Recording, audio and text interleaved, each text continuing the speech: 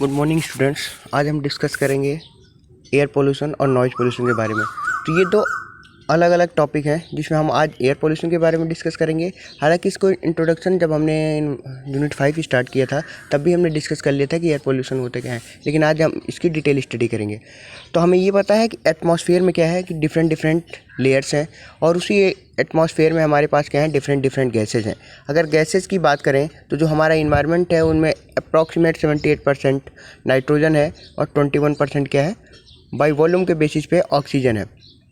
इसके अलावा जो हमारे पास अप्रॉक्सीमेट 1% जो कंपोनेंट बच जाते हैं वो क्या होते हैं डिफरेंट गैसेज के कंपोजिशन होते हैं। अब उनमें क्या होती है कार्बन डाइऑक्साइड होती है, हीलियम होता है, ऑर्गन होता है, क्रिप्टन होता है, नाइट्रस ऑक्साइड होते हैं और इसके अलावा भी डिफरेंट क्या होते हैं ऑर्गेनिक और इनऑर्गेनिक गैसेज होती हैं। तो ये डिफरेंट क्या है हमारे पास कंपोनेंट हैं जो हमारे पास क्या होता है एटमॉस्फेयर में मिलते हैं। अगर हमारे पास अब पोल्यूशन किसको बोलेंगे कि हमारे पास क्या होगी जो भी इन्वायरमेंट में एयर की क्वालिटी है या उसकी क्वांटिटी है। क्वालिटी तो साथ ही साथ क्या होगी डिग्रेड होगी एयर की, और साथ ही क्वांटिटी कैसे डिग्रेड होगी तो हमें क्या पता है कि हमारे पास अगर फ्रेश एयर है तो उसमें ये इनके जो कंटामिनेंट हैं कितने परसेंटेज हैं। अगर इनकी क्वांटिटी डिग्रेड हो रही है मीन्स हमारे पास इनकी जो क्वांटिटी चेंज हो रही है तो इसके बेसिस पे भी क्या बोला जा सकता है कि वहाँ पे क्या है एयर पोल्यूशन है। अब जो पोल्यूशन है वो पोल्यूशन किसी न किसी मैटर के थ्रू होगा, किसी न किसी पॉल्यूटेंट के थ्रू होगा। तो जो सब्सटेंस पोल्यूशन के कॉज होते हैं, जो कारक होते हैं जिनके चलते पोल्यूशन होता है उसको पॉल्यूटेंट बोलते हैं। और जो पॉल्यूटेंट होते हैं उसको भी क्लासिफाइड किया गया है तो अलग अलग बेसिस पे। पहला कि ओरिजिन के बेसिस पे कि किस टाइप से उनका ओरिजिन हो रहा है, और दूसरा स्टेट ऑफ मैटर के बेसिस पे कि किस स्टेट में वो लाई कर रहे हैं। तो हम पहले टॉपिक की डिस्कशन करते हैं कि हमारे पास ओरिजिन के बेसिस पे कितने पार्ट्स में है। तो हम ओरिजिन के बेसिस पे जो हमारे पास पॉल्यूटेंट होते हैं वो दो तरह से होते हैं। एक हमारे पास होते हैं प्राइमरी पॉल्यूटेंट और दूसरे होते हैं सेकेंडरी पॉल्यूटेंट। अब दोनों के बारे में डिस्कशन करते हैं। प्राइमरी पॉल्यूटेंट क्या होते हैं?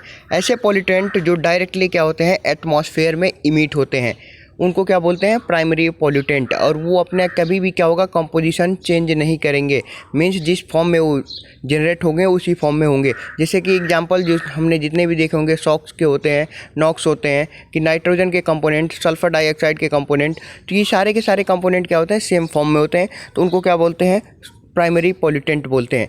अब बात करते हैं सेकेंडरी पॉल्यूटेंट क्या होते हैं। सेकेंडरी पॉल्यूटेंट वो होते हैं जो क्या करते हैं प्राइमरी पॉल्यूटेंट में कुछ ना कुछ रिएक्शन करने के बाद क्या हो जाते हैं उनका जो होता है कंपोजिशन वो चेंज हो जाता है।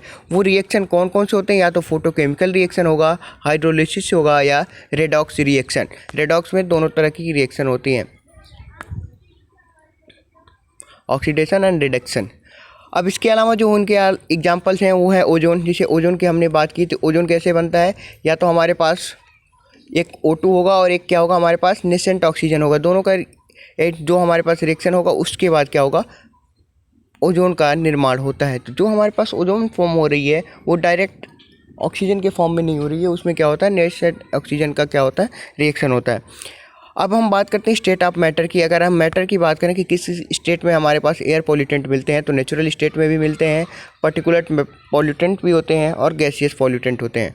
नेचुरल पॉल्यूटेंट में कैसे हो जाएंगे? जैसे हमारे पास नेचुरल फेज में कि कहीं पे हमारे पास वोल्केनिक इरप्शन हुआ, कहीं पे हमारे पास क्या हुआ ज्वालामुखी फूटा, तो वहाँ पे क्या होगा ज्वालामुखी के चलते कि डिफरेंट टाइप के वहाँ से गैसेज निकल देंगी अर्थ के मिडिल पार्ट से। अब वो गैसेज क्या करेंगे पूरे इन्वायरमेंट को इफ़ेक्ट करेंगे। इनके अलावा भी क्या होते हैं कि हमारे पास नेचुरल फॉग होता है, पॉल्यूशन के ग्रैंड होते हैं, डिफरेंट टाइप के बैक्टीरिया होते हैं।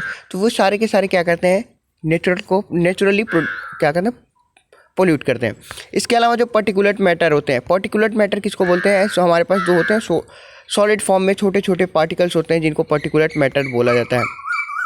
अब ये पार्टिकुलेट मैटर की क्या हो सकते हैं? डस्ट हो सकता है, स्मोक हो सकता है, मिस्ट हो सकता है, या फिर फ्यूम हो सकता है।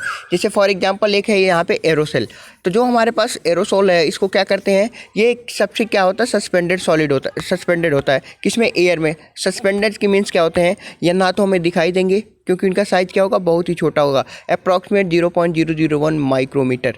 तो यहाँ से लेके और अबाउट 1000 माइक्रोमीटर से छोटे होंगे। तो इनके बीच का जो रेंज होता है डस्ट जो पार्टिकल्स का उनको बोलते हैं एरोसोल। सिमिलर क्या होते हैं डस्ट होते हैं। डस्ट हमारे पास क्या होते हैं थोड़े से विजिबल होते हैं, इनकी साइज़ थोड़े से क्या होते हैं उनसे ज़्यादा होते हैं।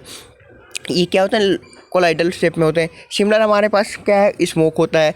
इसी में मिस्ट क्या होता है, मिस्ट जो हमारे पास होता है लो कंसंट्रेशन होता है, और किसके थ्रू बनता है, ये डिस्पर्सन ऑफ लिक्विड के थ्रू। इसका जो साइज होता है वो क्या होता है, 5 to 40 माइक्रोमीटर के थ्रू होता है।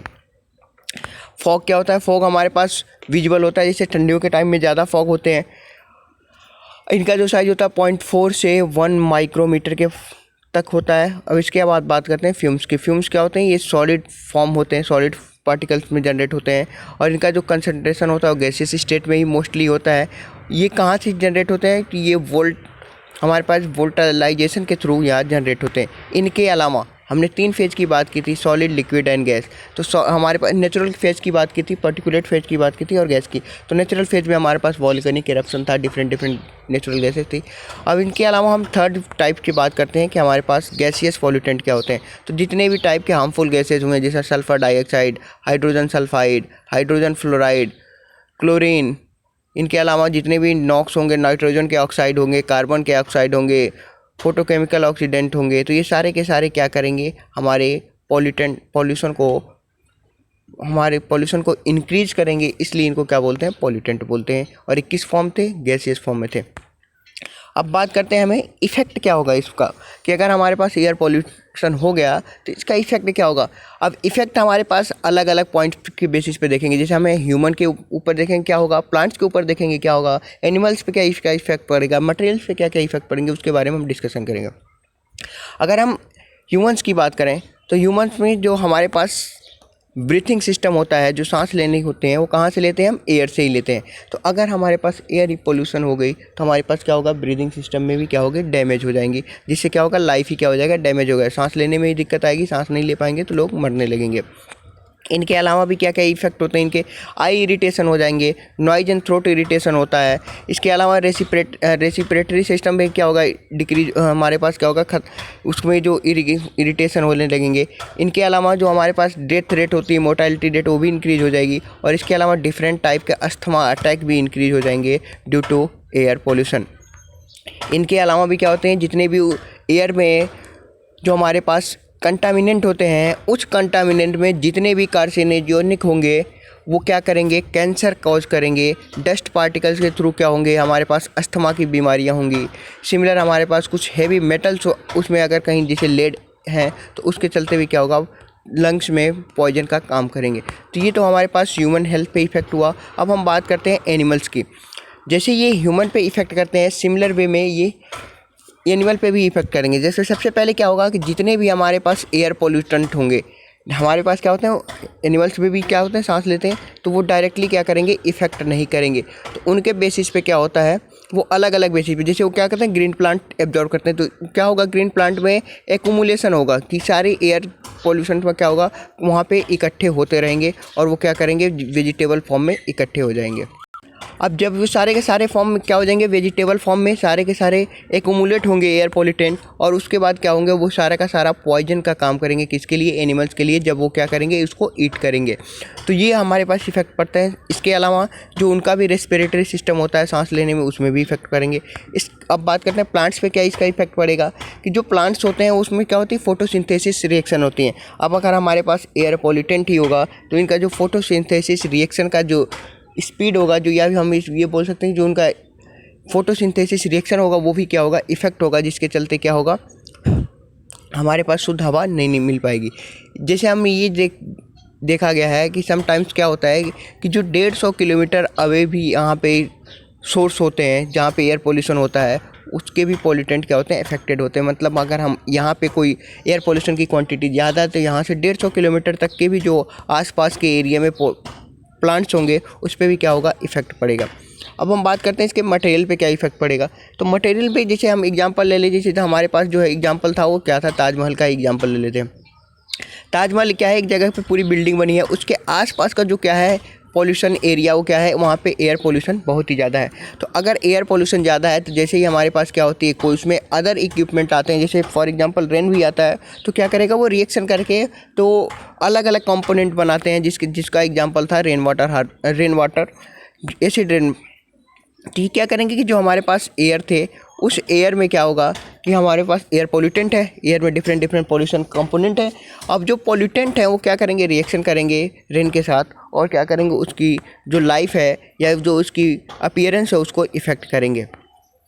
अब हम कंट्रोल कैसे करेंगे एयर पोल्यूशन को कंट्रोल करने के लिए डिफरेंट डिफरेंट इक्विपमेंट भी बने थे। तो हम इक्विपमेंट पे कंट्रोल करने के लिए क्या क्या कर सकते हैं कि या तो हम पर्टिकुलेट मैटर को कंट्रोल कर सकते हैं या फिर हम गैसियस पॉल्यूटेंट को, क्योंकि हम नेचुरल को कभी भी कंट्रोल नहीं कर सकते, हम कभी भी वॉल्केनिक एरप्शन को कंट्रोल नहीं कर सकते। तो हम कंट्रोल क्या कर सकते हैं, या तो पर्टिकुलेट मैटर को, दूसरे सेकेंड पार्ट्स या फिर गैसियस पॉल्यूटेंट को। ये दो पॉल्यूटेंट अगर कंट्रोल हो जाएंगे तो हमारा जो एटमॉस्फेयर का जो हमारे पास एयर पोल्यूशन है वो मोस्टली क्या हो जाएगा, कंट्रोल हो जाएगा। अब ये कैसे कंट्रोल करेंगे, इसके लिए भी अलग अलग ही मेथड्स हैं। जैसे हम अगर बात करें पर्टिकुलेट मैटर की, तो सबसे पहले हम इसको डाइल्यूट करें। डाइल्यूट मीन्स कि हम अगर हमें कि कहीं पे ये पता है कि यहाँ पे क्वांटिटी ज़्यादा है तो उसको ज़्यादा से ज़्यादा एयर में और उसकी क्वांटिटी को क्या किया गया, डाइल्यूट कर दिया गया। जैसे ही हम इसको क्या करेंगे, इसकी क्वांटिटी क्या होगी, फिक्स होगी, और जैसे ही इसको और फ्रेश एयर में ले जाएंगे तो इनकी क्वांटिटी क्या हो जाएगी, कम हो जाएगी। इसके अलावा इसके जो कंट्रोल मेजर होते हैं कि हम क्या करेंगे, चेंज मटेरियल, जो मटेरियल है रॉ मटेरियल जो जहाँ से ये जनरेट हो रहे हैं उसमें भी क्या कुछ कंपोजिशन को चेंज करें। दूसरी चीज़ कि जहाँ से जनरेट हो रहे हैं पर्टिकुलेट मैटर उसके प्रोसेस को भी चेंज करें, या जो इक्विपमेंट हो रहे हैं उस इक्विपमेंट को भी हम क्या करें, मॉडिफाई करें। फॉर एग्जांपल पहले के ज़माने में लोग क्या करते थे, स्टोव यूज़ करते थे। स्टोव से क्या होते हैं, डिफरेंट टाइप के क्या होते थे, पॉल्यूटेंट जनरेट होते थे। अब लोगों ने क्या किया, गैसेज का यूज़ करना कर दिया। जैसे क्या होगा, हमने क्या किया, उसमें मॉडिफिकेशन कर दिया। मॉडिफिकेशन के चलते क्या होगा, एयर पोल्यूशन कम हो गया। इसके अलावा पर्टिकुलेट मैटर को कंट्रोल करने के लिए डिफरेंट डिफरेंट इक्विपमेंट भी बने हैं। अब ये इक्विपमेंट कौन कौन से थे, एक तो सेटलिंग चैम्बर्स थे, साइक्लोन सेपरेटर्स होते हैं, इनके अलावा फैब्रिक फिल्टर्स होते हैं, इलेक्ट्रोस्टैटिक प्रेसिपिटेटर्स होते हैं और वेट स्क्रैपर्स होते हैं। तो ये अलग अलग इक्विपमेंट हैं जो क्या होते हैं, मोस्टली यूज होते हैं। अब अगर हम क्या करें, गैसेस पोल्यूटेंट को कैसे कंट्रोल करेंगे, या तो एब्जॉर्प्शन के थ्रू कि उनको क्या करें, एब्जॉर्ब करा दें, या एडजॉर्प्शन के थ्रू, या फिर जो कंबसन है उसको हम कंट्रोल कर सकते हैं कि डायरेक्ट हम क्या करते हैं, फ्लेम कंबसन करें या फिर थर्मल कंबसन या जो कैटलिस्ट कंबसन है, तो इसको किस मॉडिफिकेशन वे में करें कि इसका हार्मफुल इफेक्ट कम पड़े। इसके अलावा हम जो नेक्स्ट टॉपिक की बात करेंगे नॉइज़ पोल्यूशन, उसके बारे में हम कल डिस्कशन करेंगे कि नॉइज़ पोल्यूशन नेक्स्ट लेक्चर में कि हम नॉइज़ पोल्यूशन होता क्या है, इसके इफेक्ट क्या होंगे, इसके कॉज क्या होंगे, इसके कंट्रोल क्या होंगे।